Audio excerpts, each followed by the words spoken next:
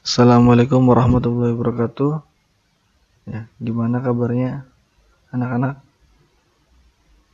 Ya, semoga Bapak doakan kalian selalu sehat ya dalam lindungan Allah. Dan bila ada yang sakit, semoga penyakitnya disembuhkan dan dihilangkan. Ya, sekarang kita masuk ke pertemuan ketiga ya tentang besaran dan pengukuran. Ya, kita mulai.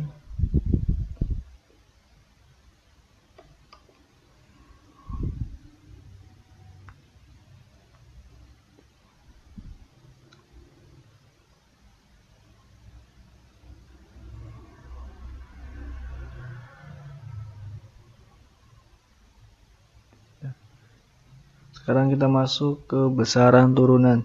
Ya, besaran turunan. Kalian masih ingat besaran turunan pengertiannya apa?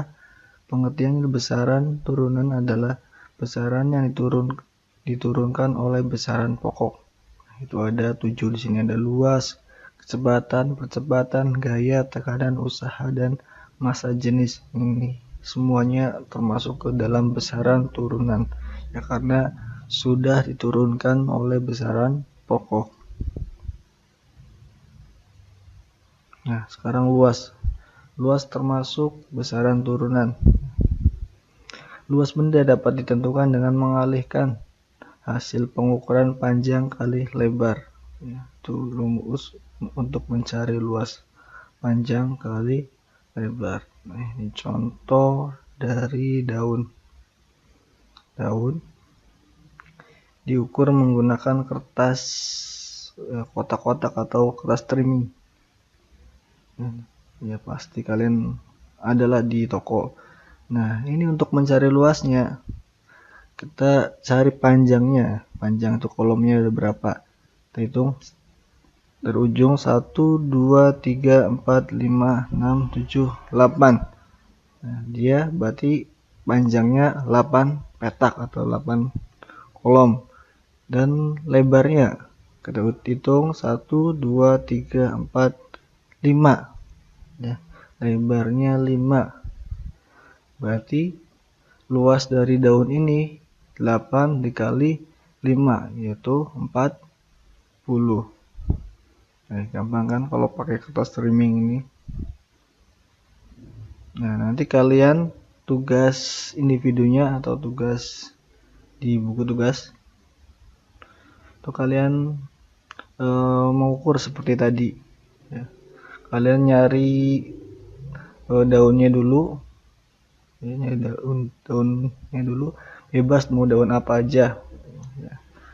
Nah, terus langkahnya ambil selai daun di sekitar kamu ya. Selanjutnya siapkan kertas berpetak atau kertas milimeter. Setelah dicepit ya, dicepit dan pensil. Yang ketiga, kemudian hitunglah luas daun dengan metode seperti tadi ya. Ini tugas individu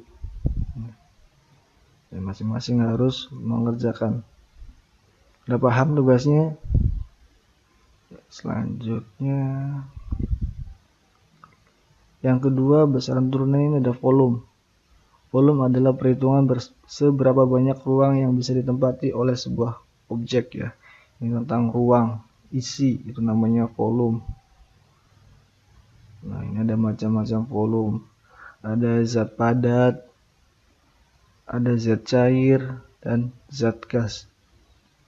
Ini semuanya terdapat volumenya. Nah, ini balok ya. Kalau balok termasuk zat padat ya. Nah, ini zat cair atau gelas ukur yang isi air, dan ini balon. Di dalamnya ada gas. Nah, apa perbedaan dari volume antara zat padat, zat cair, dan zat gas? Nah, kita bisa lihat ini perbedaannya. Zat padat ini mempunyai bentuk dan volume tertentu. Dia memiliki volume tertentu. Kalau zat cair mempunyai volume tertentu tetapi tidak memiliki bentuk yang tetap, tergantung pada wadah yang digunakan, itu volume zat cair. Nah, contohnya kalau kita masukkan air ke dalam ember, itu volumenya atau bentuknya tidak tetap ya, tergantung dengan wadah yang digunakan. Bisa, kalau ember kan bisa bulat gitu ya, kalau mau di bak mandi itu bisa berbentuk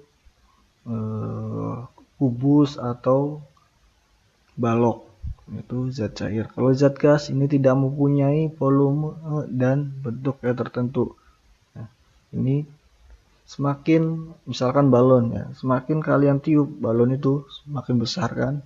Nah, itu volumenya itu tidak terbatas atau tidak memiliki bentuk tertentu. Itu kalau zat gas. Volume zat padat ini dapat dihitung panjang, rumusnya panjang kali lebar kali tinggi, dan satuannya meter per atau meter kubik ya, meter 3 atau meter kubik. Ini cara mencari volume zat padat. Nah, kalau volume zat cair, nah ini 1 liter sama dengan 1 desimeter kubik. Ya, terus 1 liter sama dengan 1000 mililiter. 1 mililiter sama dengan 1 cm kubik. Nah, ini tanggal satuan volume. Ya, sama tanggal satuan panjang, tanggal satuan berat, ini tanggal satuan volume. Ya, hampir sama. Setiap turun itu dikali 10, dan setiap naik dibagi 10. Nih contohnya 1 liter. 1 liter berapa mililiter? Nah, itu turun 1, 2, 3 ya, turun 3, makanya 1 liter sama dengan 1000 mililiter. Ya, paham? Ya.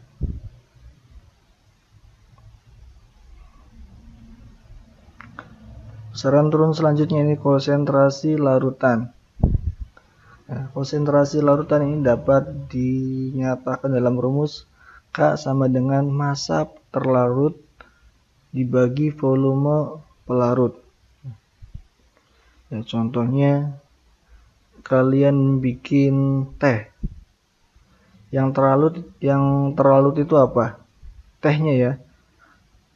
Yang sebagai pelarutnya itu air atau air panas. Nah, itu namanya konsentrasi larutan. Nah, ini contoh soalnya. Reja membuat larutan gula. Gula yang disiapkan 40 gram.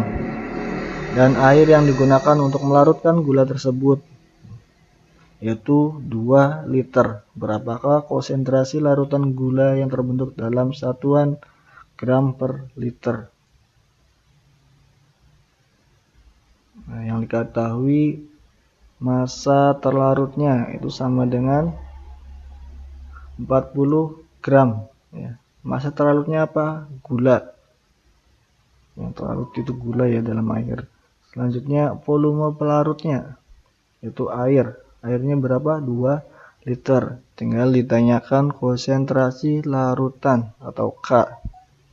Masukkan rumusnya, K sama dengan massa terlarut dibagi volume pelarut. Berarti 40 dibagi 2 ya. K sama dengan 20 gram per liter. Ini contoh soal konsentrasi larutan. Ya, diingat-ingat massa terlarut dan volume pelarut. Oke. Yang keempat, laju pertumbuhan. Ya, laju pertumbuhan ini adalah termasuk kebesaran turunan. Ya, karena besaran panjang dan waktu dapat digunakan untuk menentukan pertumbuhan tanaman. Ini laju pertumbuhan ya, kalian dari balita terus ke anak-anak, remaja, dan dewasa itu ada pertumbuhannya ya, selama selang waktu. Ada pertumbuhan tinggi, berat, namanya laju pertumbuhan. Nah, laju pertumbuhan ini bisa dinyatakan dalam rumus laju pertumbuhan sama dengan pertambahan tinggi dibagi selang waktu. Ya, pertambahan tinggi. Nah, ini contoh soalnya. Dia menanam jagung. Pada pengukuran awal diperoleh tinggi tanaman 20 cm. Dalam waktu 10 hari, tinggi tanaman menjadi 60 cm. Tentukan laju pertumbuhan tanaman jagung tersebut. Ya. Cara penyelesaiannya diketahui apa aja yang diketahui. Penambahan tinggi. Penambahan tinggi sama dengan tinggi akhir dikurangi tinggi awal. Nah, tadi tinggi akhirnya berapa? 60 cm. Berarti dikurangi tinggi awalnya 20 cm sama dengan penambahan tingginya jadi 40 cm. Ya, paham? Tadi selang waktunya berapa? Selang waktunya 10 hari. 10 hari. Yang ditanyakan apa laju pertumbuhan? Tinggal kita masukkan rumusnya. Laju pertumbuhan sama dengan pertambahan tinggi dibagi selang waktu. Berarti pertambahan tingginya berapa tadi dimasukkan? 40 dibagi selang waktunya 10 hari. Ya, 10 sama dengan 4 cm per hari. Jadi jagung ini tumbuh tingginya setiap hari itu 4 cm. Ya. Ini laju pertumbuhan dari tanaman jagung. Paham? Paham ya? Jadi nanti dicatat di buku catatan contoh soalnya, tabelnya, karena minggu ini akan ada ulangan harian atau ulangan bab pertama. Ya, sekian dari Bapak. Bila ada kekurangan, mohon maaf. Terima kasih. Wassalamualaikum warahmatullahi wabarakatuh.